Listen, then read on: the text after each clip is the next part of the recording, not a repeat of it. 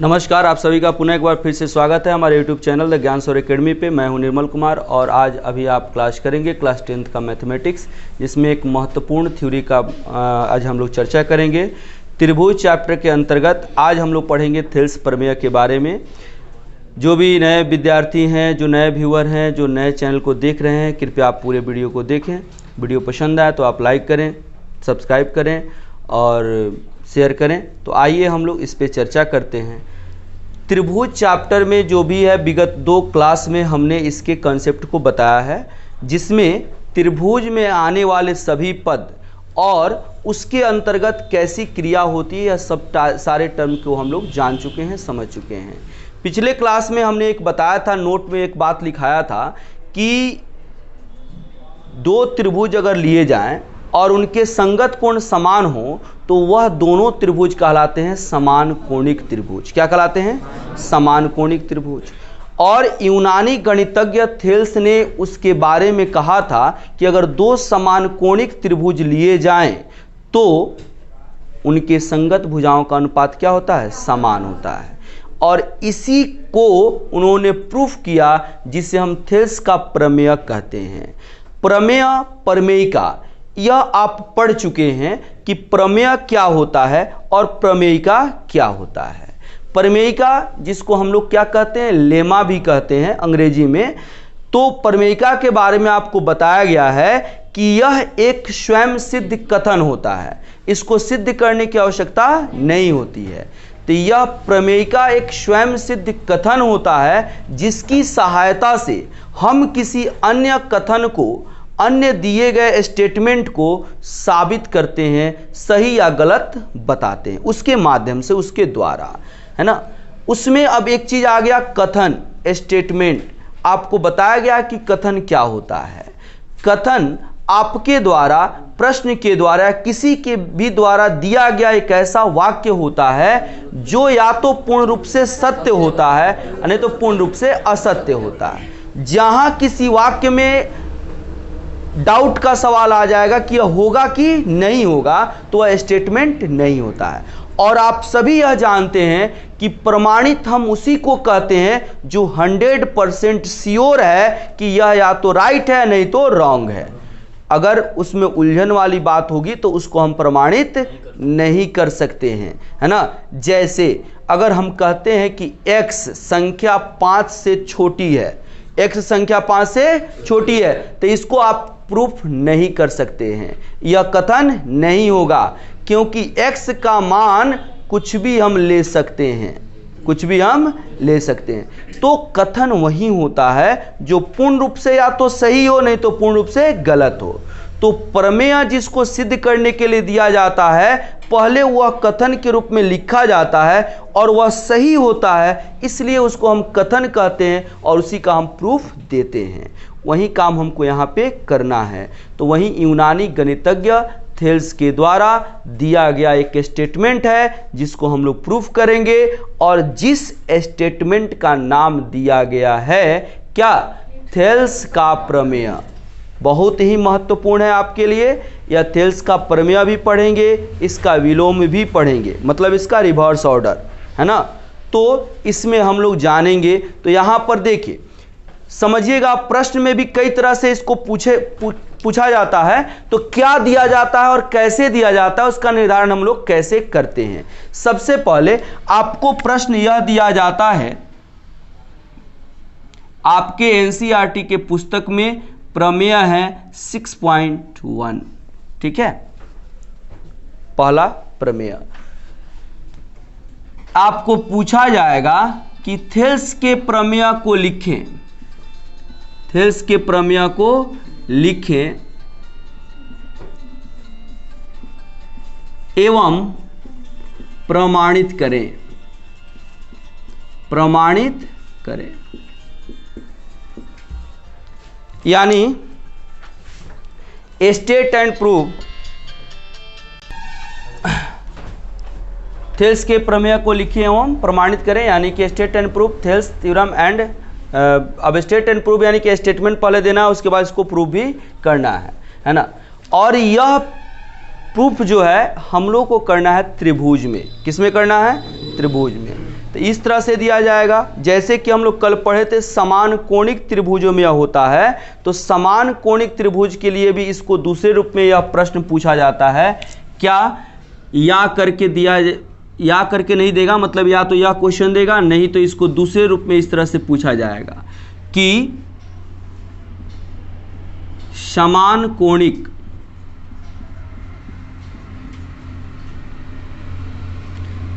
कोणिक त्रिभुजों के लिए आधारभूत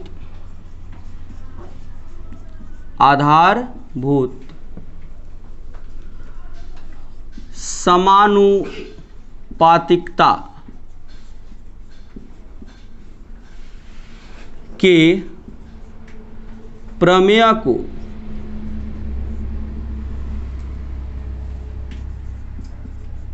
लिखें एवं प्रमाणित करें। यानी ध्यान दीजिए, यहां पे आपको थेल्स प्रमेय को लिखे एवं प्रमाणित करें, समानकोणिक त्रिभुजों के लिए आधारभूत समानुपातिकता के प्रमेय को लिखे एवं प्रमाणित करें। यहां पे पहले आपको उस स्टेटमेंट को लिखना होगा, फिर उसको प्रूफ करना होगा।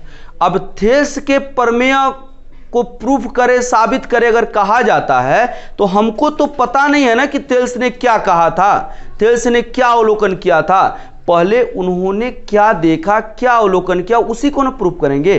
तो पहले उस कथन को लिखना अनिवार्य हो जाता है। ठीक है, तो यानी कि इस स्थिति में हम लोग पहले कथन को लिखेंगे, है ना। तो कथन लिखेंगे। कथन उनका क्या था? कथन उनका था कि किसी त्रिभुज में किसी एक भुजा के समांतर अगर कोई रेखा खींची जाती है तो अन्य दो भुजाओं को वह समान अनुपात में बांटती है। ठीक है, यानी कि उनका कथन था क्या, किसी त्रिभुज में एक भुजा के समांतर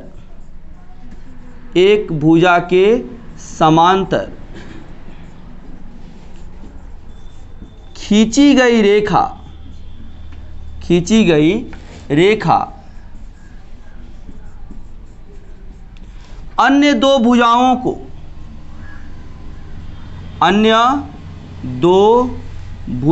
को समान अनुपात में बांटती है। यह उनका कथन हो गया, है ना। यानी कि आपको अब दिखाना है कि अगर त्रिभुज के एक भुजा के समांतर कोई रेखा हम खींचेंगे तो दो भुजा जो बचेगा, वह रेखा जो उन दो भुजाओं को दो दो खंड में बांटेगी, वो दोनों खंड वालों का अनुपात क्या होगा? बराबर होगा, समान होगा। यह हमको प्रूव करना है। और कभी कभी आपसे जो प्रश्न पूछे जाते हैं यह कथन ही दिए जाते हैं, तो उस स्थिति में कथन लिखने की आवश्यकता नहीं पड़ती है। जैसे कैसे पूछा जाएगा? या दोनों में से कोई नहीं दिया जाएगा। आपसे अब प्रश्न पूछाएगा इस तरह से कि साबित करें कि किसी त्रिभुज में एक भुजा के समांतर खींची गई रेखा अन्य दो भुजाओं को समान पार्ट में बांटती है। बात समझ रहा है ना?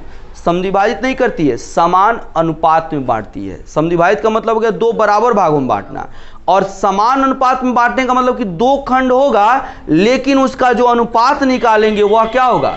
बराबर होगा। बात समझ आ रहा है कि प्रश्न कैसे पूछा जाएगा? अगर इन दोनों में से पूछा जाएगा तो यह लिखना अनिवार्य होगा।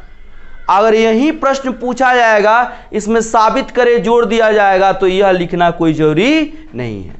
बात समझ रहा है ना? क्योंकि प्रूफ तो इसी को करना है ना। यह तो आपका हो गया, एक जो गणितज्ञ थे उनका नाम हो गया, उन्होंने काम किया था, उस काम के बारे में कुछ बताया था, तो काम के बारे में बताया ही था, और यह बताया तब उन्होंने साबित किया। या पहले प्रयोग कोई करता है, निष्कर्ष निकलता है तो उसका एक स्टेटमेंट दे देता है कोई, और उसके बाद उसके बारे में बताया जाता है कि इस स्टेटमेंट का यह प्रूफ हुआ। तो स्टेटमेंट यही है। क्लियर है? अब इस पे हम लोग काम करेंगे, इस पे हम लोग काम करेंगे। तो यहां पर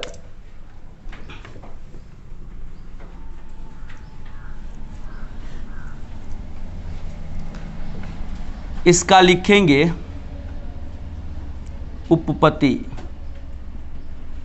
ठीक है, या व्याख्या लिख सकते हैं, प्रमाण तो आगे हम लोग देंगे, है ना।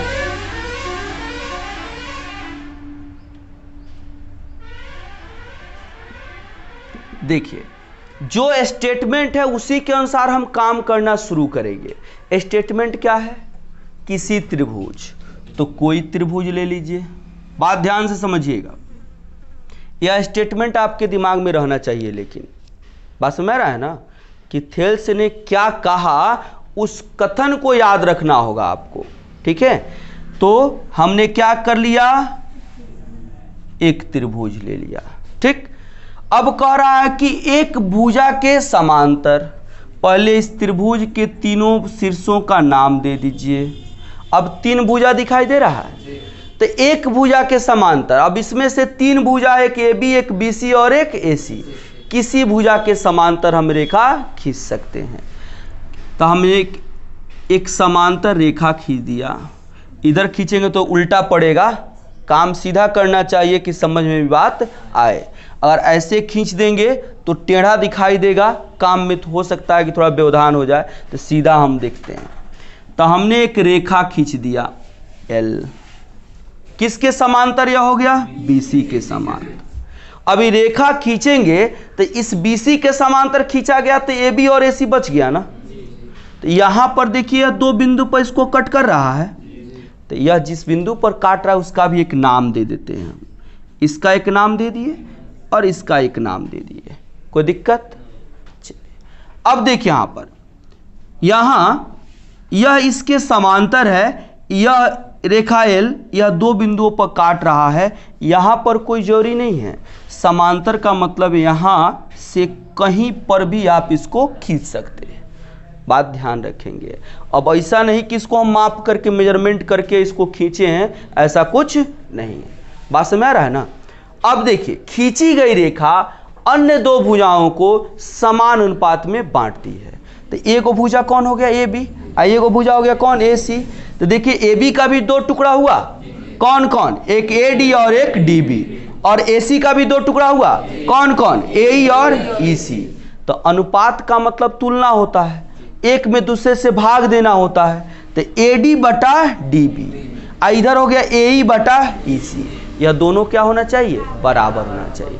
यानी कि इस थ्योरम का थीम यह हो गया कि BC समांतर DE तो AD बटा DB या बराबर AE बटा EC। यह इसका थीम हो गया। कोई दिक्कत? इतना बात समझ में आई? कैसे उसके अकॉर्डिंग हमने यह तैयार किया, यह बात समझ में आया। अब इस बात को हम लिखेंगे, है ना। क्या अब जो लिया गया तो यह ABC अपने से लिए है ना। किसी को मन करता है तो PQR ले सकता है, DEF ले सकता है, जो मन करे वह ले सकता है। यह हम अपने से काम करें इस स्टेटमेंट के अनुसार। क्लियर है?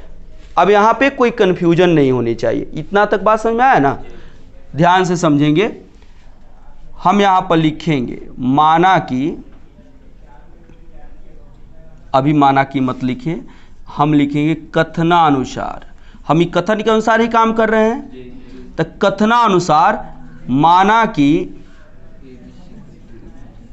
ABC कोई त्रिभुज है। मतलब यह लिखना जरूरी है कि आपने काम क्या किया, कैसे आप इसको सोच रहे हैं, कैसे आपने इसको डील किया, वही बात हम यहाँ पे लिख रहे हैं।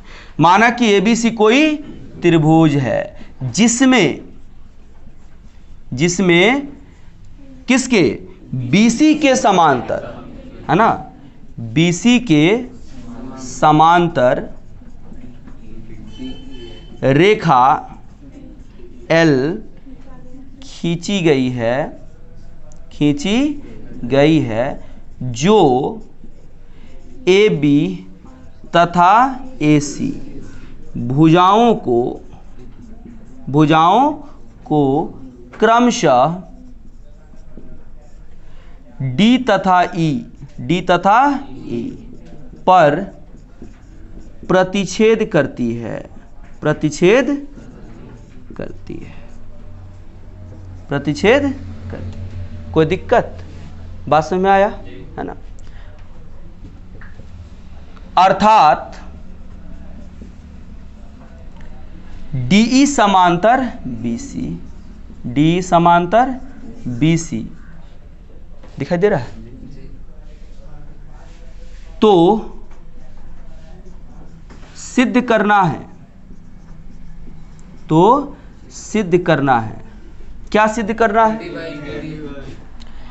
AD बटा DB बराबर AE बटा EC। कोई दिक्कत? और देखिए, अब यह तो हो गया कि क्या दिया हुआ है, क्या करना है। इसमें कोई दिक्कत? जितना काम किया उस काम के बारे में लिख लिया, ठीक है। अब देखिए यहाँ पर इसका अनुपात हमको निकालना है। तो यह त्रिभुज दिया हुआ है, त्रिभुज का एक ही कॉन्सेप्ट जो है वह प्री डिफाइन है। वह कौन सा? त्रिभुज का क्षेत्रफल, तो उसी के माध्यम से हम लोग काम करेंगे, है ना। तो यहाँ पर देखिए कि अभी त्रिभुज तो एगो यह ADE है, एगो बड़का त्रिभुज ABC है ना। तो इसके लिए हम सोचेंगे कि अगर AD त्रिभुज लेते हैं तो इसमें देखिए एगो AD है और फिर इसमें AE है, तो दो भुजा का काम तो यह AD ही चला देगा, यानी कि AD और AE। अब किसके बारे में सोचना है? DB और EC। तो DB तो इसमें है और EC इसमें है, तो इसमें तो त्रिभुज है नहीं, तो त्रिभुज बनाएंगे। त्रिभुज बनाएंगे। इस बनाने के लिए D से क्या किए? C को मिला दिए। अब देखिए तो यह एक त्रिभुज हो गया, जिसमें से एक भाग आपका DB दिखाई दे रहा है। इसको भी बना लीजिए।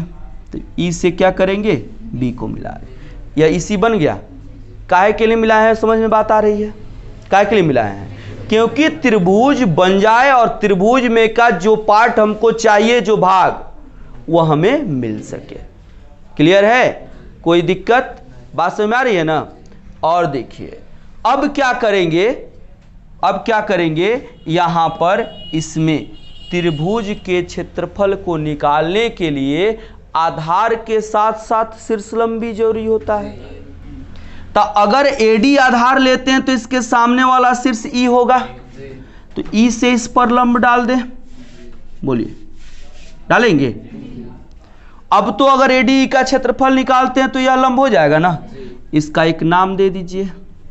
बोलिए, अगर यह आधार लेते हैं तो यह शीर्ष हुआ, तो यहां से एक लंब डाल दिए, इसका भी एक नाम दे देंगे, ठीक है। हम बना दें तो आप वीडियो से नोट कर लीजिएगा, सबके पास तो व्यवस्था है, किसी को दिक्कत नहीं ना होगा? नहीं होगा, नोट करना होगा। अच्छा ठीक है।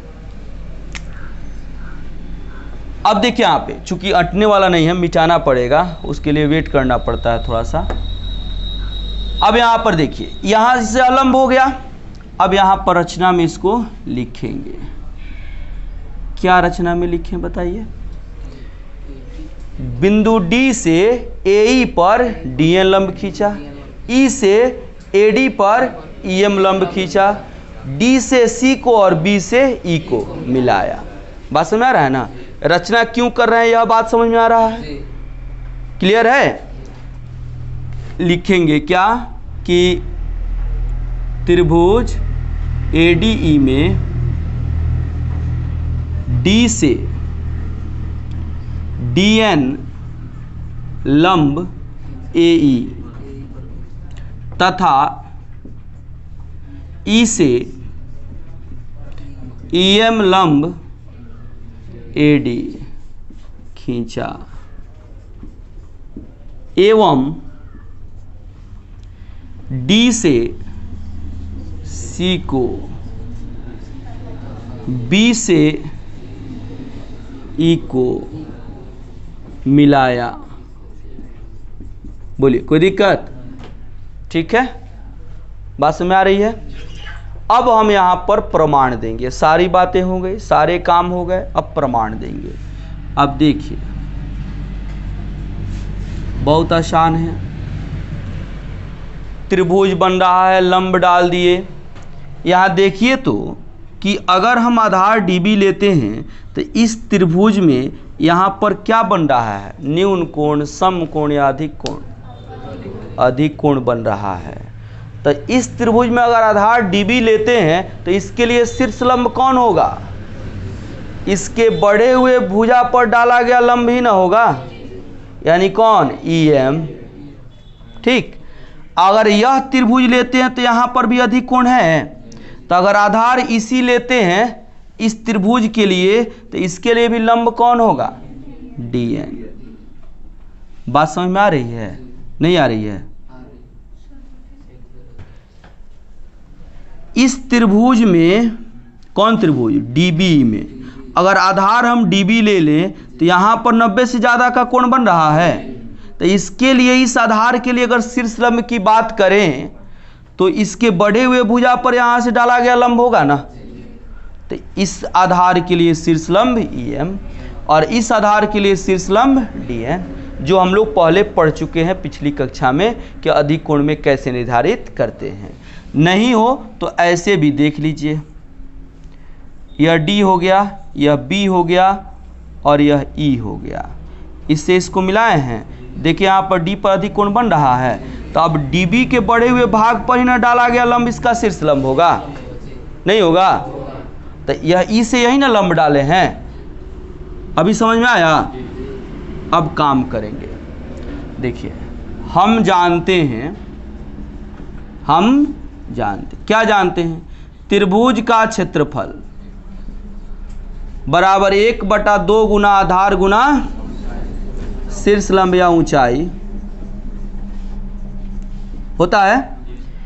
इसलिए त्रिभुज ADE का क्षेत्रफल, त्रिभुज 1/2, एक बार आधार हमने ले लिया AD, तो इसका शीर्ष लंब क्या हो जाएगा? EM। त्रिभुज फिर ADE का क्षेत्रफल, अब आधार ले लिया हम AE और लंब होगा DN। भले ही आधार लंब बदल जाए लेकिन हमने बताया है कि क्षेत्रफल में कोई परिवर्तन नहीं होता है। इसकी जगह पर इसको, इसके जगह पर इसको लिख सकते हैं हम, नहीं लिख सकते हैं? किसी के बदले में कोई काम कर सकता है, क्योंकि बात तो दोनों एक ही कह रहा है। क्लियर है ना? बात समझ में आ रही है सबको? और देखिए अब त्रिभुज DBE का क्षेत्रफल, DBE का बराबर क्या होगा? 1/2 क्या ले लिए? DB गुना EM होगा। और देखिए क्या हो जाएगा? त्रिभुज DEC का क्षेत्रफल, त्रिभुज DEC का क्या होगा? 1/2 गुना EC गुना DN। यहाँ तक में किसी को दिक्कत? बात समझ में आ रही है? अब देखिए हम लोग एक कंसेप्ट पढ़े हैं 9th क्लास में, कंसेप्ट को थोड़ा याद करते हैं। दो समांतर रेखाओं में एक ही आधार पर बने हुए त्रिभुजों के क्षेत्रफल बराबर होते हैं। पढ़े हैं? याद है? जो नहीं पढ़े हैं उनको फिर से समझाते हैं। जैसे यह दो समांतर रेखा ले लिए, इस आधार पर एगो त्रिभुज यह बन गया और फिर इस पर भी एगो त्रिभुज यह बना दीजिए। ठीक, यानी कि हम इसकी बात कर रहे हैं और फिर इसकी बात कर रहे हैं। ठीक है, ABC का और DBC का दोनों का आधार कौन है? BC है। ठीक है, आप जानते हैं कि समांतर रेखाओं के बीच का जो दूरी होता है आमने सामने समान होता है। तो यहाँ से इस पर लंब डाल दें, यहाँ से इस पर लंब डाल दें, यह AM कर दें या DM कर दें, AM बराबर DM हो जाता है। होगा कि नहीं होगा? तो AM के बदले में DM और DM के बदले में AM लिख सकते कि नहीं लिख सकते हैं? तो अगर ABC का हमको क्षेत्रफल निकालना है तो क्या लिखेंगे, 1/2 गुना BC गुना A लिखेंगे। और DBC का क्षेत्रफल निकालना है तो 1/2 गुना BC गुना DM, और DM किसके बराबर, AM के। तो देखिए तो दोनों क्षेत्रफल बराबर है कि नहीं है ना। ये हम लोग 9th क्लास से पढ़े थे, और याद कीजिए जब हम बता रहे थे इस थ्योरम को शायद, तो उस समय हमने बताया था कि इसका ज़रूरत 10th क्लास में पढ़ेगा, है ना, थेल्स प्रमेय में। शायद आपको याद हो या नहीं हो, लेकिन समझ में आया ना। क्या समझ में आया कि किसी दो समांतर रेखाओं के बीच एक ही आधार पर बने हुए त्रिभुजों का क्षेत्रफल क्या होता है, बराबर होता है। अब लिख सकते हैं ना, तो यहां पर लिखेंगे चूंकि DE समांतर BC तथा एक ही आधार BC पर दो त्रिभुज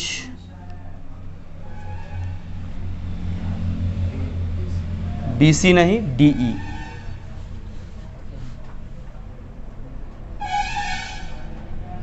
यह आधार लेते हैं। DE पर दो त्रिभुज DB तथा त्रिभुज DEC बने हैं। इसलिए एरिया ऑफ त्रिभुज कौन, DBE बराबर एरिया ऑफ त्रिभुज DEC। बोलिए होगा, कोई दिक्कत, समझ में बात आ रही है। अब DBE से देखिए तो हमको DB मिल जाएगा। DBE में DB है कि नहीं है, और DEC में EC है कि नहीं है। अब अर्जुन खानी एकदम मछली की आंख पर निशान रखा कि हमका चाहिए को थी, तो DBE से हमको चाहिए DB और DEC से हमको चाहिए EC। पहले उसी को हम निकाल करके रखते हैं अपने पास, क्लियर है। और आप जानते हैं कि अगर कोई समीकरण दिया हुआ है तो एक पक्ष में जो काम करेंगे वो दूसरे पक्ष में करते हैं, है ना। तो अब यहाँ पर इससे आ जाएगा एक तरफ DB और एक तरफ आ जाएगा EC। अब हमको क्या लाना है, DB के साथ AD और EC के साथ AE। तो देखिए तो AD किसके लिए है, AD में है, और AE किसके लिए है, AD के लिए। दोनों है तो दोनों तो AD ही ना है, तो दोनों तरफ त्रिभुज AD के क्षेत्रफल से हम भाग दे दें। हम जानते हैं कि किसी समीकरण में दोनों तरफ एक ही समान कार्य को किया जा सकता है ना। तो अगर हम भाग देना है तो ADE से ही दोनों तरफ भाग दे देंगे, है ना। तो यहां पर क्या करेंगे, लिखेंगे दोनों तरफ किससे भाग देंगे, एरिया ऑफ त्रिभुज ADE से क्या करेंगे, भाग देने पर। इतना तक दिखाई दे रहा है, नीचे दिखाई दे रहा है कि नहीं, यहां तक चलिए। अब भाग देंगे, ध्यान दीजिएगा, एरिया ऑफ त्रिभुज DB बटा एरिया ऑफ त्रिभुज कौन सी, AD से भाग दे रहे हैं ना। फिर बराबर एरिया ऑफ त्रिभुज DEC बटा एरिया ऑफ त्रिभुज AD होगा। कोई दिक्कत, समझ में आ रहा है। अब देखिए DBE का मान कितना, बोलिए 1/2 गुना DB गुना EM। अब इसमें नहीं होगा, कहाँ लिखें, इधर दिखाई दे रहा, कहाँ तक। अब देखिए DBE का मान कितना है, 1/2 गुना DB गुना EM बटा, अब dB के साथ क्या चाहिए, AD चाहिए। यहाँ पर AD का क्षेत्रफल है, तो AD का वह क्षेत्रफल लिखेंगे जिसमें कौन है, AD शामिल है। हम क्या बोले हैं कि अब हमको सिर्फ कंसंट्रेट रहना है मछली के आँख पर, निशाना जिस पर लगाना है ना। अब सब देखिएगा कि ई का है, नहीं तो उससे हमको मतलब, आपको शुरू में ही हम बताए हैं कि इसकी जगह पर यह और इसके जगह पर यह का प्रयोग कर सकते हैं। जिसका जहां पर जैसा जरूरत पड़ेगा वैसा काम करेंगे, है ना। यह ठीक उसी तरह से है कि कुल्हाड़ी मैं टंगुली और टांगी एक ही तरह का होता है, लेकिन एक छोटा होता है और एक बड़ा होता है। सुई या सुआ एक ही तरह का होता है, लेकिन एक छोटा होता है, एक बड़ा होता है। दोनों का जगह अलग अलग है, अलग अलग रूप में उसका प्रयोग हम करते हैं। अब ये मत कहिएगा काहे ये प्रयोग कर रहे हैं, हम इसीलिए यह प्रैक्टिकल एग्जाम्पल बता दिए हैं, ठीक है। अब यहाँ पर क्या होगा बताइए, क्या लिखें, 1/2 और क्या लिखेंगे यहाँ पर, यह लिखेंगे AD गुना EM। हमको आवश्यकता है इसी का, इसलिए हम यही लिख रहे हैं। बराबर DEC का क्षेत्रफल क्या होगा, 1/2 गुना EC गुना DN होगा बटा, और AD का क्षेत्रफल, अब इसी के साथ क्या चाहिए, AE, तो AE वाला लिखेंगे 1/2 गुना AE गुना DN हो गया। अब 1/2 से 1/2, EM से EM, 1/2 से 1/2, DN से DN, क्या हो गया, DB बटा AD बराबर EC बटा AE, ठीक है। अब इसको हम पलट देंगे तो यह भी पलट जाएगा, चाहे क्रॉस मल्टीप्लिकेशन कर देंगे, या भाग में इधर आएगा तो गुना में, गुना आएगा तो भाग में, तब भी हो जाएगा। यानी कि यह क्या हो गया, अब AD बटा DB बराबर AE बटा EC, ठीक है। यह हो गया आपका प्रूफ।